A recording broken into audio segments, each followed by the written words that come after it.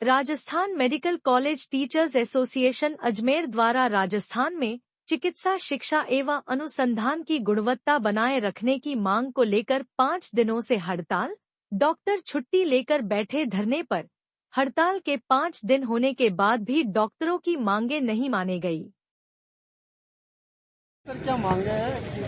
हमारी कोई मांग नहीं है। हम क्या मांगेंगे यार? हम तो देने वाले में से हैं, हम मांगने वालों में से नहीं हैं। हमारे तो दोनों हाथ खुले हुए हैं कि लो जिसको जो चाहिए, जिस हाथ से लेना है, लेफ्ट से लेना है, राइट से लेना है। हम क्या मांग रहे हैं? हम तो कम सिर्फ ये चाहते हैं कि जो मेडिकल एजुकेशन है उसका सत्यानाश मत करिए।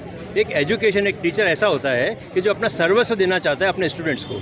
इस आपको पता होना चाहिए कि अगर कोई आपकी तरक्की से खुश होता है तो सिर्फ 2 आदमी खुश होते हैं, या तो आपके माता पिता या आपका टीचर। वो आपकी तरक्की से खुश होते हैं, बाकी सारी दुनिया चलती है। मुंह पर कुछ भी कहें, टीचर आपकी तरक्की से खुश होता है। अगर टीचर अच्छा नहीं होगा तो स्टूडेंट कैसा होगा? ये इसमें कोई समझाने की बात ही नहीं है, इसमें कोई मांग की बात नहीं। हम चाहते हैं कि अच्छे टीचर इस प्रोफेशन में आए। हम कभी नहीं चाहते कि कोई कौन आए कौन नहीं आए, इससे कोई मतलब नहीं है। और अच्छे टीचर की डेफिनेशन क्या होती है? एक आपको स्क्रीनिंग एग्जाम करना पड़ेगा। मैं इस देश में 100 बच्चे पास होकर गए, 100 बच्चों में साहब हम 5 बच्चे टीचर बनना चाहते हैं। 100 का आपने एग्जाम लिया, जो बेस्ट 5 हो गए उसको तो एग्जाम उसको दोगे, या चलो भाई पर्ची निकाल लो, ये 5 आदमी टीचर बन जाएंगे। ऐसा थोड़ी होता है। एक स्क्रीनिंग एग्जाम होता है। वो स्क्रीनिंग एग्जाम ये हमारे लिए कौन करता है? RPSC, जो रिक्रूटमेंट एजेंसी है, राजस्थान पब्लिक सर्विस कमीशन। वो एग्ज़ाम लेती है, उसके बाद इंटरव्यू लेती है, उसके बाद छांटती है कि हमारे पास 500 एप्लीकेशन आई, 500 में से ये 100 बच्चों ने क्वालिफाई किया, 100 में से ये 40 बच्चे जो इंटरव्यू में पास हो गए,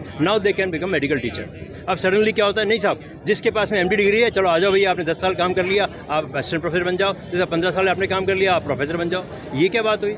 जो आपने जो क्वालिफिकेशन के जो तरीके हैं, जो एंट्री के तरीके, उनका भी सत्यानाश कर दिया। और आप सोचिए कि हम ये कोई बात ही नहीं कर रहे, हमारी कोई मांग ही नहीं है। हम चाहते हैं गुणवत्ता मेंटेन रहे, और ये गुणवत्ता मेंटेन करना हमारे लिए नहीं है, ये सब पूरे देश की जनता के लिए, पूरे राज्य की जनता के लिए। और वो जो कानून बना रहे हैं उनके लिए भी है।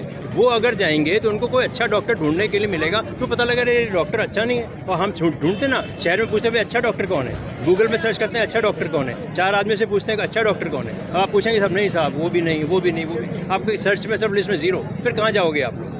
तो हम कोई मांग नहीं कर रहे, हम सिर्फ एक बात चाहते हैं कि मेडिकल एजुकेशन की क्वालिटी मेंटेन रखो, सो दैट ये आपके बेनिफिट का है, हमारा कोई बेनिफिट नहीं है इसमें। एक जनता के बेनिफिट का है, इन जो नेताओं के बेनिफिट का है, इन ब्यूरोक्रेट्स के बेनिफिट का है। उनको सोचना चाहिए कि अगर ये जाएंगे ढूंढने अच्छा डॉक्टर, आज तो मिल जाएंगे, आज से 15 साल बाद सोचिए अगर यही एजुकेशन की क्वालिटी कंटिन्यू रहेगी तो 15 साल वाला डॉक्टर इन नेताओं के बच्चे किसके पास जाएंगे, इन ब्यूरोक्रेट्स के बच्चे किसके पास दिखाने जाएंगे? इनको ये सोचना चाहिए। हमारी और कोई मांग नहीं, इतनी सी बात है हमारी। 4-5 दिन से धरने पर भी बैठे हैं, अगर मांगे पूरी नहीं निकाल आगे क्या रहेगा?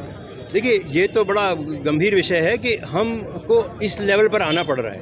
ये बहुत गंभीर विषय है। आप हमसे क्या सवाल पूछते हो? उनसे पूछो कि जो लोग हमारा दर्द नहीं समझ रहे, हमारा क्या खुद का दर्द नहीं समझ रहे, उनसे ये सवाल उनसे होना चाहिए कि अगर अगर धरने पर बैठने के बावजूद वो लोग हमसे बात करने को तैयार नहीं है, मुद्दे को समझने को तैयार नहीं है, तो क्या होगा हमें नहीं पता।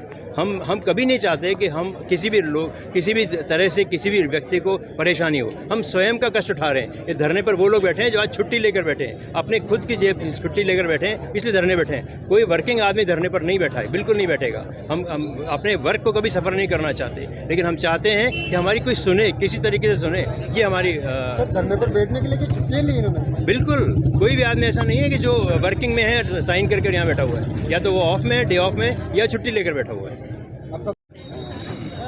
कितने दिन हो गए? ये धरने का आज 5वां दिन है, और आज से हमने 2 घंटे का पेन डाउन, 8 बजे से 10 बजे का पेन डाउन भी स्टार्ट किया है, क्योंकि इतने दिनों से सतत रूप से धरने पर बैठने के बाद भी आज दिनांक तक हमारी मांगों पर कोई भी सुनवाई नहीं हुई है, न ही किसी वार्ता चर्चा के लिए हमें कुछ बुलाया गया है।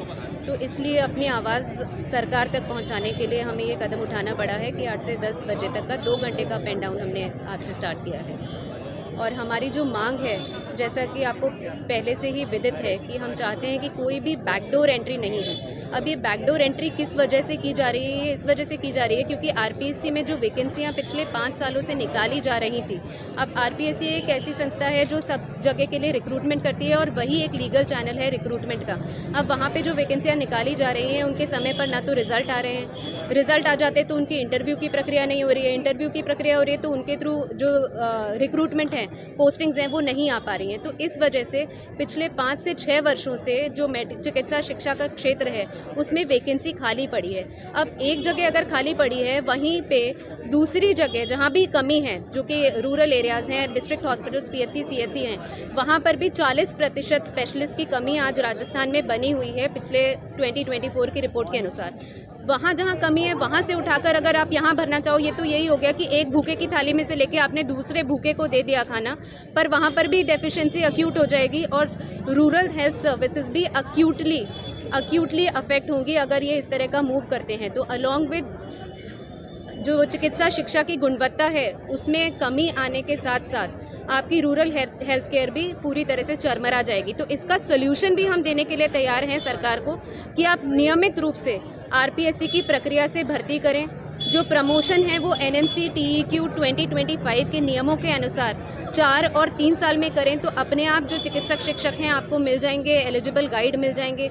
जो यहाँ सीनियर डेमोन्स्ट्रेटर के पद पर इतने सालों से काम कर रहे हैं मेडिकल कॉलेजेस में, जिनको कि शिक्षण का भी अनुभव है, रिसर्च का भी अनुभव है, आप उनको असिस्टेंट प्रोफेसर के लेवल पे प्रमोट करें। तो अगर आप ये 3 कदम, बेसिक कदम जो सरकार के हाथ में है, आरपीएससी का टाइमली रिक्रूटमेंट, प्रमोशन एज पर एनएमसी टीक्यू नॉर्म्स और सीनियर डेमोन्स्ट्रेटर्स को असिस्टेंट प्रोफेसर के पद पर प्रमोट करने का काम अगर सरकार कर देती है तो उनको किसी भी तरह की चिकित्सा शिक्षा के क्षेत्र में टीचर्स की कमी का अनुभव नहीं करना पड़ेगा। लेकिन अगर अपनी कमियों को छुपाने के लिए, किसी को फ़ायदा पहुंचाने के लिए अगर लेटरल एंट्री या बैकडोर से एंट्री कोई भी कराई जाती है उसका हम पूर्णतया विरोध करते हैं। मैम, सपोर्ट भी किया आज आपको सीनियर डॉक्टर्स ने, प्रोफेसर? सब हमारे समर्थन में है। सब शुरू से ही, जब से हमारा ये चल रहा है पीसफुल प्रोटेस्ट, सारे ही आरएमसीटीए के जो मेंबर्स हैं, चिकित्सक शिक्षक हैं, सब हमारे समर्थन में। मेरा नाम डॉक्टर पूजा माथुर है, आरएमसीटीए अजमेर की सचिव।